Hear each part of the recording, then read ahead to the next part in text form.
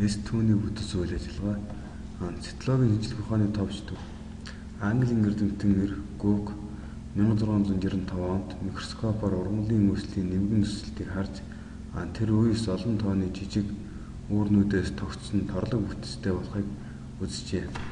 Тэрээр торлогын нэг үүр тус бүрийг эс гэж нэрлэсэн байна.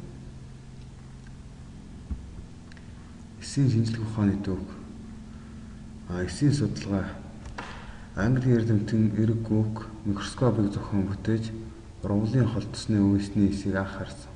Голландын эрдэмтэн Левенгук нэг эстэн зэрэг амьтны эсийг анхаарсан байна. Орчин үед олон зуун мянга дахин өсгөх чадвартай гэрлийн ба электрон микроскопыг зохион бүтээж эсийг олон эсийн доторх эргэтэнцрүүд тэдгээрийн үйл ажиллагааг судалж байна.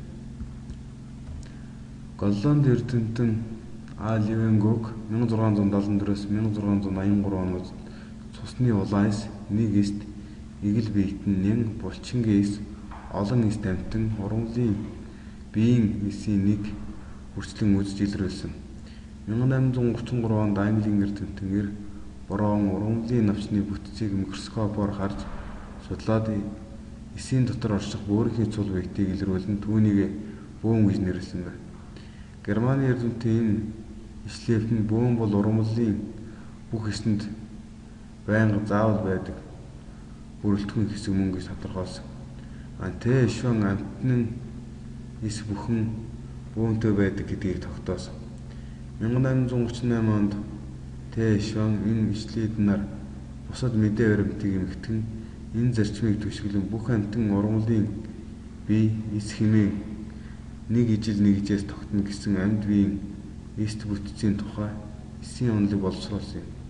Орсын эрдэмтэн Кабер 1827 онд сүүн тэжээлтний өндгийн эсийг илрүүлж олон эстэй амьд бие бүхэн зигот хэмээх нэг эсээс эхлэн үүсдэг болохыг тогтоосон. Германы эрдэмтэн Вирхов 1858 онд амьд биеийн өсөлт болон зөвхөн эсийн хуваагдлын үр дүн бөгөөд эс бүхэн эсээс үүсэлтэй гэсэн томьёолыг дэвшүүлв. Эсийн онол 1838-аас 1939 онд Т. Шван энэ ишлээд нараа өмнөх 200 жилийн туршид хуримтлагдсан эсийн судалгааны үр дүн нэгтгэж 2-4 эсийн онолыг боловсруулсан. Нэгдүгээр эс нь ургамал амьтны бүтцийн үндэсний гэж мөн. 2. Эсийн үржил ургамал амьтны өсөлтийн нэс болно. Эсийн онол цаашдын хүжилд Эр Вирхов 1858 оны эс бүхэн эсээс үүсэлтэй гэсэн томьёолоор баяжигдсан. Эсийн онол нь 19-р зууны томоохон онолын нэг байлаа. Энэ онолын ач холбогдол нь амьд биесийн эст бүтцийн төсөөтэй байдлыг үндэслэн амьтан ургамлын гарал үүсэл нэг болохыг тодорхой харуулсан. Эсийн химийн найрлага. Эсийн дотоод үндсэн орчин нь ус бөгөөд эсэд явагдах бүх ургамлын усан орчинд явагдав. Амьд биеийн жингийн ихэнх хувийг ус эзэлнэ. Жишээ нь хүний биеийн жингийн 70-75%, ясны эсийн 20%, тархины 85%, хуурай өрийн 10-20%-ийг нь тус ус эзэлнэ. Усанд бусад шингэнээс илүү бодис уусдаг учраас эсэд уусгагчийн үүрэгтэй. Усны дулаан багтаамж их учраас дулааны огцом өөрчлөлтөөс эсийг хамгаалах дулаан багтаамжийн үүрэгтэй. Эрдэс бодисууд нь эсэд өөр үүрэг гүйцэтгэдэг. Тухайлбал яд дутагдвал бамбаа улчирхай өвчлөн, кайл дутагдвал шөрмөс татна, төмөр дутагдвал цус багталт өвчин болно, ботор дутагдвал шөрмөс татна, кайл дутагдвал яс сэргийж. Уурэг. Эсийн найрлагад агуулгад зарим уурэг химийн урвалын катализатор болдгоос гадна организмын найрлаганд 2000 гаруй ферментийг илрүүлжээ. Үүний нэг жишээ нь амилоз юм. Амилоз нь цардуулыг глюкоз болтол задлах үзэгдлийг хурдсган өөх төсийг гэлцрийн ба карбон хүчил болгон задалдаг. Мөн түүнчлэн уурэг нь эсийн мембран болон органоидын найрлагыг бүрдүүлэх замаар байгуулалтын үүргийг гүйцэтгэн. Тэдгээрийн заримаас дурдвал коллаген, эластин, кератин, гемоглобин, альбумин зэрэг уурэг зөөрийн үүрэг гүйцэтгэн нэг гэрхтнээс нөгөөд молекул болон ионуудыг зөөвөрлөнө. Үүнээс гадна эсийн хөдөлгөөнийг хангадаг актин ба миозен үр хөврлийн эхний шатнд хоол тэжээлийн үүргийг гүйцэтгэдэг казеин, ферритин зэрэг уураг байдаг байна.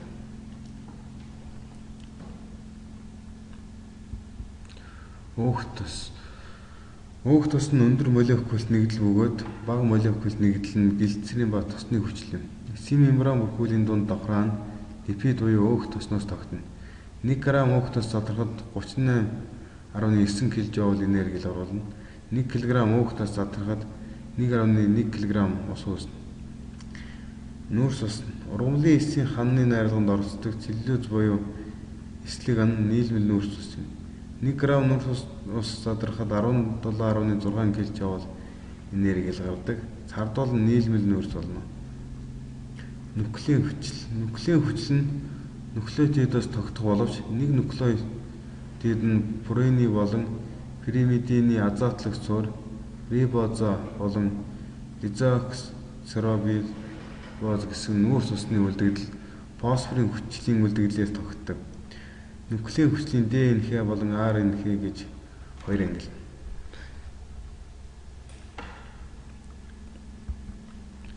Эсийн бүтц амьд бие бүхэн эсээс тогтдог. Амьд биетийг бүрдүүлж буй эсүүд нь бүтцээр ерөнхийдөө төстэй. Олон эст бие махбодын эсүүд бүтцээр ижил төстөөж харилцан адилгүй үүрэг гүйцэтгэдэг тул тухайн үүрэгтээ зохицож өөр хэлбэртэй болсон байдаг. Тухайлбал мэдрэлийн эс сэрэл дамжуулах үүрэг бүхий олон сертэнтэй байхад цусны эс цусцаар урсан үед үрэлтийг бага үүсгдэг хамгийн тохиромжтой хэлбэр болох бөмбөлөг хэлбэрийг олсон байна. Амьтны эсүүд ихэвчлэн зузаан, бөмбөлөг ургамлын эсүүд олон өнцөг хэлбэртэй байдаг. Эсийн хэлбэрүүд эхний хэлбэр нь л цусны улаан эс,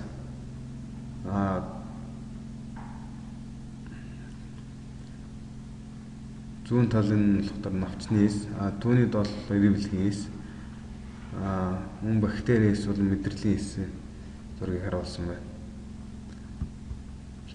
Амьд бие бүрдүүлж буй эсийг дараах байдлаар хуваадаг. Үүн л болохоор прокариотис буюу эгэл бөмбөг эс, эукариотис буюу бөмбөг эс гэж хоёр ангилдаг байна. Эукариотис нь болохоор жинхэнэ бөмбөгтэй, нарийн зохион байгуулалттай, олон эргэтэнцрүүдтэй, ургамал амьтан хүн мөөг эукариотистэй. Прокариотис нь болохоор бөмбөг буюу бөмбөгийн бүрхүүлгүй, цөөн тооны эргэтэнцэртэй, бактери хөх ногоон замг нь прокариотистэй юм байна. Прокариот эукариот эсийн ялгаа.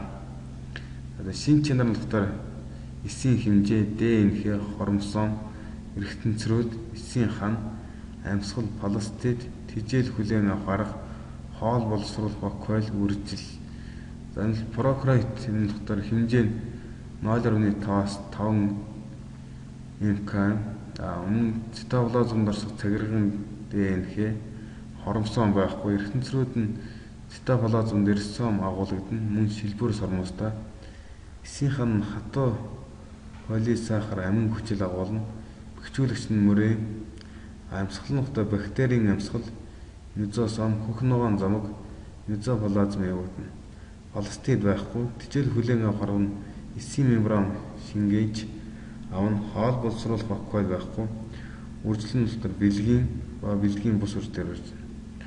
Эукариот эсийн хэмжээ нь 40 мкм. ДНХ нь бөмбөг дотор орших бие ороосон ДНХ-тэй, хромосом байна. Эргэтэнцрүүд нь олон төрлийн эргэтэнцэртэй. Эсийн хан ургамал мөгний эсийн хан хатуу полисахараас тогтно. Бэхжүүлэгч нь ургамал эзлэх мөгөнд хитин. Амьсгал нь митохондрид явагдах аэроб амьсгалтай. Пластид байна. Тэжээл хүлээн авах арга нь фагоцитоз буюу феноцитоз, хоол боловсруулах бактериал байна. Үржил нь бэлгийн бус хэлбэрээр үржинэ.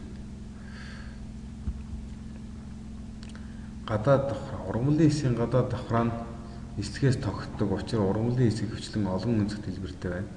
Эслэгийн үүрэг нь ургамлын эсийн хатуу бат хөх шин чанарыг хадгална, ургамлын эсийг хамгаална. Амьтны эс гадаад давхраа уургаас тогтдог учраас хвчлэн 100 дугуй хэлбэртэй байдаг. Уургийн үүрэг нь эсийн уян хатан шин чанарыг хадгална. амтны эсийг хамгаална. Плазма мембран эсийн гадаргууд хүрээлж түүний доторх бүрэлдэхүүнийг эсийн гаднах материал болон хүрээлэн байгаа орчноос тусгаарладаг. Өөх тосны хоёр үе молекул түүний гадаргуу гүнд барилах уургийн молекулаас тогтсон хөдөлгөөнд бүтцтэй амьд бүрхүүл хамгаалах, холбох, зохицуулах, ферментийг зөөвөрлөн түшиг тулгуурыг хүлээн авах хэрэгтэй.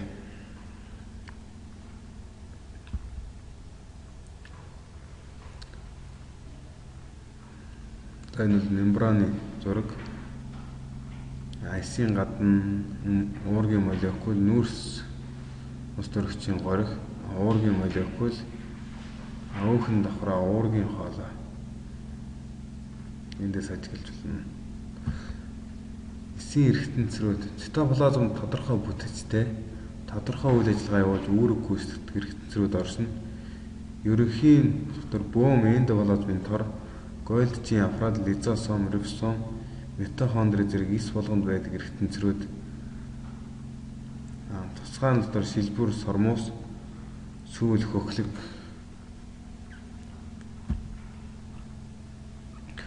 Бөөмийн бүрхүүл нь бөөмийн дотоод орчны цитоплазмоос тусгаарсан хоёр давхар мембран. Бөөмийн мембран эсийн плазм мембраны адил уурга өөх тосны молекулаас тогтно.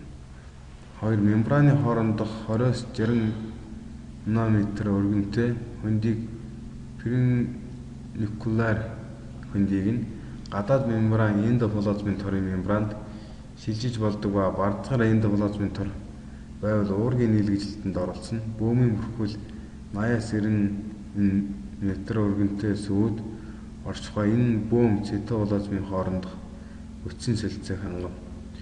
Сүвийн голч нь эсийн плазм мембран дээрх сүвээс ойролцоогоор 10 дахин том учир яон усанд уусдаг баг молекулд нэглээс гадна РНХ уурга мэтийн өндөр молекулд нэгдэл нэвтрэх боломжтой. Бөөмийн бүтэц. Бөөмийн шингэн клороплазм гээр хэлбэртэй бөөмийн дотоод орчин. Түүнд хороо матын бөөнхөн, ион, уурга, амин хүчил, нуклеотид, ферментүүд зэрэг олон янзын химийн нэгдлүүд ууссан уусаагүй коллоид байдлаар байдаг. Бөөнхөн нэгээс 10 мкм хэмжээтэй нэгт өөрөнхий бий. Нэг бөөнг нэг юм 10 гаруй бөөнхөн байж болно. Бөөнхөн РНХ уургийн бөөгнөл. Бөөнхөн РНХ дээр нэмэх нь уурга. Бөөнхөнд РНХ нийлгэж хуримтлагдал мөн РНХ тусгай уургуудаа нэгдэж рибосомын жижиг хэсгүүдийг үүсгэдэг. Бөөгөнд орчих хромосом нь ДНХ хромосом мышканы тасралтгүй үргэлжлэл молекулаас тогтно. ДНХ-гийн молекулын хромосом мышкан гистоны уургуудаа нийж нуклеопротеидыг үүсгэнэ. Эдгээр утаслагууд тусгай уургуудын тусламжтайгаар эрсэлэгдэн хроматины утаслагыг үүсгэх ба тэр нь цааш гогцоор мөшгөрч хроматидыг үүсгэнэ. Хос хроматид холбогдож хромосом бол үүрэг нь эсийн бүтэц үйл ажиллагааг хянаж удирддаг.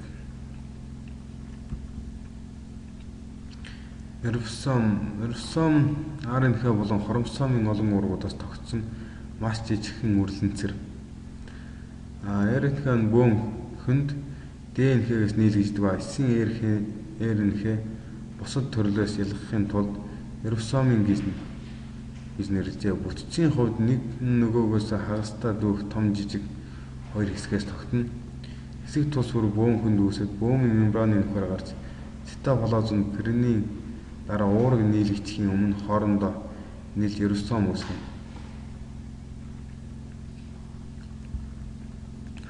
Тухайлбал бактериэс 10,000 орчим рибосомтой бол эукариотс түүнээс хэд дахин олон рибосом агуулна.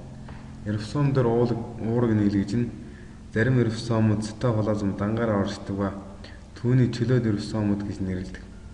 Эдгээр нь олноороо нийлэн полирибосом буюу полисомыг үүсгэх ба эсэд шаардлагатай уургийг нийлгэж үлддэг. Зарим рибосомууд эндоплазмын торон дээр эхлэгдэж плазмын мембран болон эсээс гадагш ялгаруулдаг уургуудыг нийлгэж байна. Уурга ба РНХ-гээс тогтсон том жижиг хоёр бөмбөлөг хэлбэртэй мембранд бүтцгүй эрхтэнцэр. Рибосомын РНХ ба уурга ба бөмбөнд үүсч сивэнд гарч ирээд рибосомыг үүсгэдэг.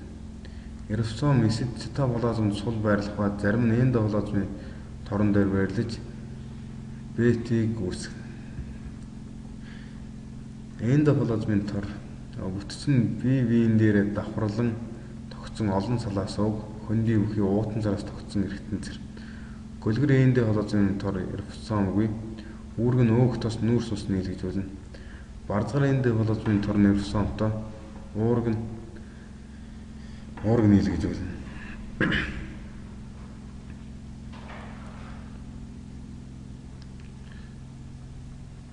Эндоплазмын тор зураг байна. За үүрэг нь лисийн дотор шин бодис нийлгэж болно. Тээвэрлэх үүрэгтэй гадаргуу дээр уурэг нийлгэж болно. Өөхний булчирхай илгэний эсүүдэд мөн ургамлын үрийн эсүүдэд их байдаг. Сүлжээний сууг хоолоод нийлэгдсэн уурэг өөх тос нүүрс ус бусад эрхтэнцрүүдийг зөөвөрлөгдөн тархдаг.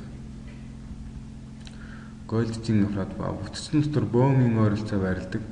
Төвдөө хоёр талаасаа хавчгар бие биен дээр давхарсан олон уутан зуруудаас тогтсон 5-10 мкм хэмжээтэй эрхтэнцэр.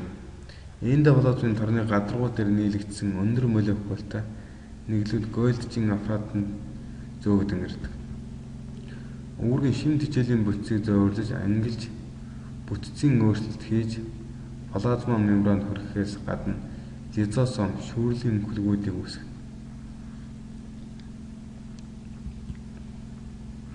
Лизосом бүтц лизосом 0.20-0.5 мкм хэмжээтэй мөхлөг бөгөөд Голжийн аппаратаас үүсдэг.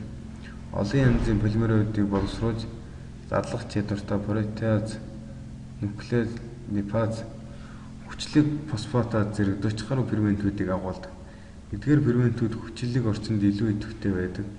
Голжийн аппаратаас дөнгөж үүссэн лизосомыг анхдагч лизосом гэх ба фагоцитоз, пиноцитоз, эндоцитозын үр дүнд үүссэн цэврүүнүүдтэй нийслэлийн дараа томорч хоёр дахь лизосомыг үүсгэнэ.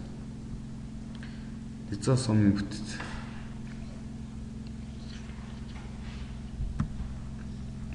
үүрэг нь лизосомд байгаа протеаз фермент уургийг нуклеин хүчлийг липаз нь липидийг тус энгийн бага молекулд нэгдэл болгон задлах үүрэгтэй. Лизосом нь бараг бүх эукариот эсүүдэд байдаг боловч фагоцитоз хийх чадвартай амтны эсэд илүү их тохиолдно. Харин ургамлын эсүүдэд тэдгээр нь амтны эсийнхээс хэмжээгээр том вокал хэлбэрээр оршдог бол игэл биетнүүдийн хувьд хоол улсруулах хоосовч хэлбэрээр оршдог.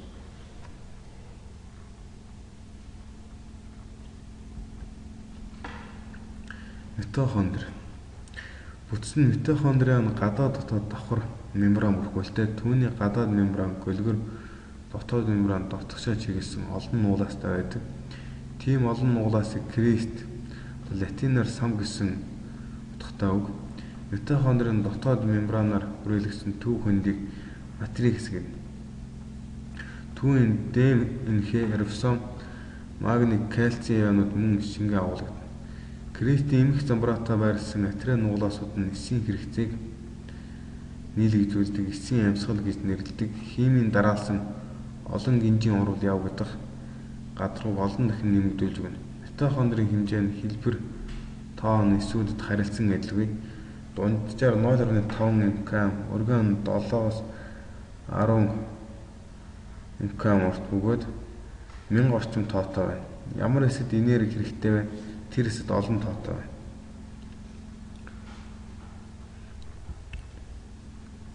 Митохондрийн бүтц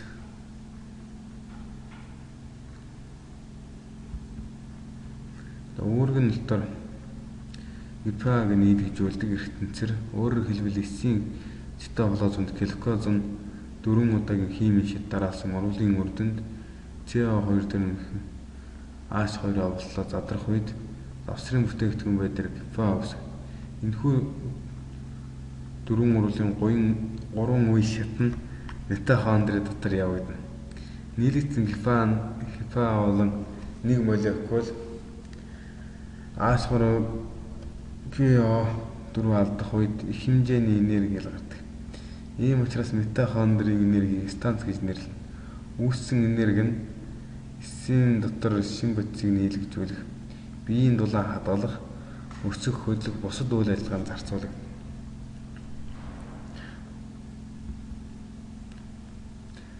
Фластид бүтцэн 4-6 мкм голчтой бөөрөнхий юм зээрэн цэхэлбэрийн бие.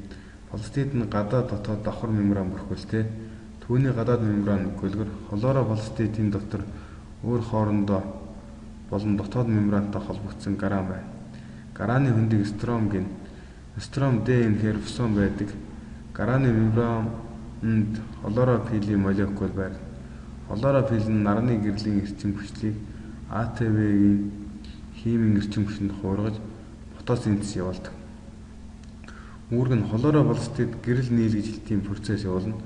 Хромофилстидны шавж дуудах, лейкофилстидны тижэл ийм бодис нөөцлөх үүрэгтэй.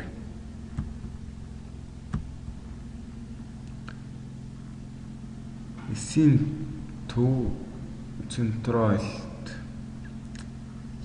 бүтц 0.3-аас 0.5 мкм урттай 0.2 мкм голчтой бие биеийн дээр перпендикуляр байрласан хос бортгонцор хэлбэртэй эргэтэнцэр ба түүний ханы 3-3-аараа хоссон 9 багц бичил гуурсууд үүсгэсэн байдаг.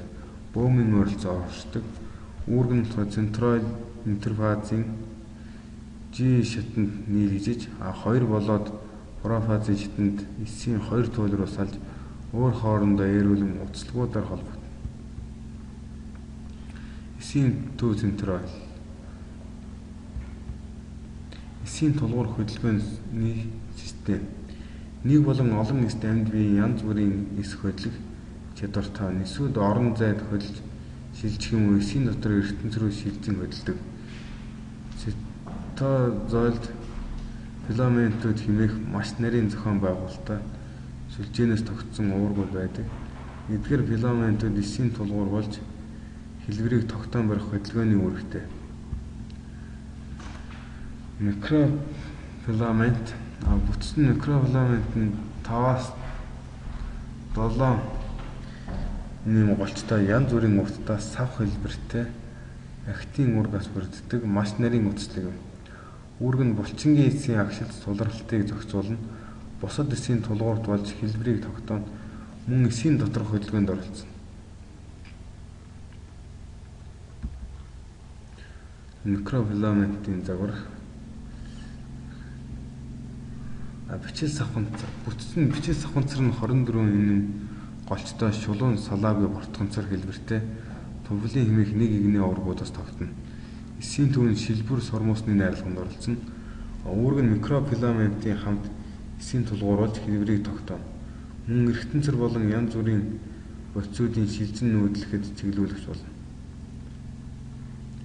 Завсрын филамент бүтцэн 8-аас 10 нэм голчтой хэд хэдэн янзын ургуудаас тогтсон хатуу бат хөх тогтцтой. Үүрэг нь бусад филаментуудын хамт эсийн тулгууруулж хэлбэрийг тогтооно. Эргэтэнцрүүдийн цитозел дотор тодорхой байрлал дээр бэхлэж тогтоодог. Шилбэр бас сормос зарим биеийн эсүүд хөдөлгөөн хийхэд болон эсийн гадаргуугаар ямар нэг зүйлийг шилжүүлэхийн тулд ургацагтай болсон байдаг. Хэрэв ургацаг цөөхөн эсийн хэмжээнээс олон дахин урт байвал шилбэр байна. Шилбэрний ангийн төлөөлөгч 1-ээс 8 шилбэртэй. Хэрэв ургацаг тоогоор олон богино өстэй төстэй бол сормос. Вакуал ургамлын эсийн нөөц тижээлийн зүйлийг хадгалсан эсийн төвд байрласан нэлээд том хэмжээтэй эргэтэнцэр. Вакуал нь бөөм болон бусад эргэтэнцрүүдийн эсийн хан руу шахаж байрладаг. Вакуал бөөм болон эргэтэнцрүүдийн эсийн хан руу шахах үед осмос даралт үүснэ. Бөөм болон эргэтэнцрүүд вакуал руу тодорхой даралтаар нөлөөлдөг. Түүнийг тургорын даралт гэнэ. Эсийн оршихуун. Эсийн үйл ажиллагааны явцад цитоплазм хоригдлогдож дахин ашиглагдаж байдаг тогтворгүй бүсцийг оршихуун гэнэ. Оршихуун тэжээлийн зорилттой гликоген, уурэг, цардуул тус. Хоёрт нь шүүрлийн тусгай зорилттой эсэд нийлэгдээд эсээс ялгарна. Амьтны эсийн нөөц тэжээлийн бодис орчхуун хэлбэрээр хадгалагддаг бол ургамлын эсийн нөөц тэжээлийн бодис вокуальд хадгалагдана. Эвкариотууд эсвэл бүтцийн хувьд хоорондоо төсөөтэй боловч тодорхой ялгаатай байдаг. Ургамал амьтны эсийн ялгаа энэхүү үгсүүдээс харж байна.